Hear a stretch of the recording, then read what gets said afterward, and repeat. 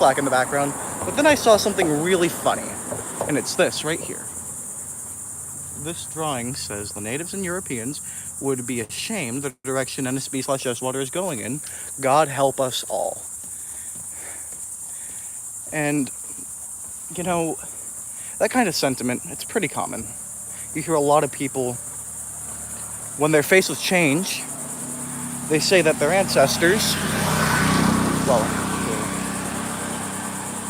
it's very common in human cultures to venerate your ancestors as something nearly divine, something that you're proud of, something that you should look to for guidance. You know, tradition is nothing but peer pressure from dead people. And it's funny to me, the idea that someone would go there and write that this place, Edgewater, I'm in Edgewater right now, but you can see New Smyrna right here, just across the canal at this historic-looking house. The idea that the first European settlers, the ones from the Mediterranean, and the Native Americans who were displaced by them, would be ashamed. And I would ask, how would they even recognize the damn place? The world is a history of change, and it's a history of annihilation and change gone together. Nothing is ever really annihilated, part of humanity as long as humanity lives, but certainly parts of it are lost. And something that I feel like is definitely lost is the Mediterranean and native history of this area. So to say that they would be ashamed to see what New Smyrna has turned into, would they be ashamed because your city council is flying a gay pride flag from City Hall? Or would they be ashamed because everything they worked for, all of their history, every story, tradition, goal, dream, idea they had of the place they lived is gone? The person who wrote that probably had some sort of political or social motivation that made them want to say something like that, that wanted to make them call onto the original inhabitants of this land, who they can trace their settlement back to, and say, look how ashamed they'd be of everything that's happened. But I think it's more telling to think about in the sense that they'd be ashamed because they're gone. They have no real influence anymore.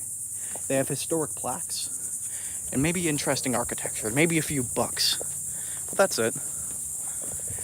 Anyways, I'm doing a lot of yapping about the philosophy of assimilation, but I'm gonna actually try and crawl down into the canal. This is where the interesting part begins. And to answer the video title, if there's a new Smyrna, what happened to the old Smyrna? Well, the old Smyrna is located in modern Turkey. Hold on, I forgot I could just flip my camera around. The old Smyrna is located in modern Turkey. It's the city of Izmir. In the 1920s and 1910s, all the Greeks who lived in the area were killed, forced to convert, or kicked out. Oh shit, there's a spider web. I can't crawl into the canal. But the old Smyrna is still a major city today. As a matter of fact, it's larger than it's ever been. But what made old Smyrna so unique is gone. Its original people, its founders. Hold on, I'm just gonna set my phone up right here while I try and crawl out of the canal. I'm terrified of spiders. Yeah. Ooh, feather. Ugh. Okay.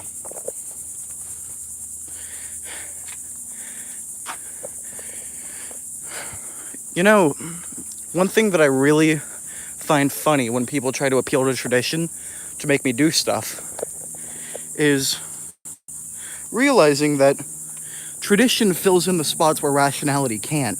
When you have no real reason to do something, but you feel the need to do it because you've seen other people do it, you just call it tradition. Maybe I could crawl down that portion. I hope these people don't mind, but I'm just going to use their property a little bit. Check this out.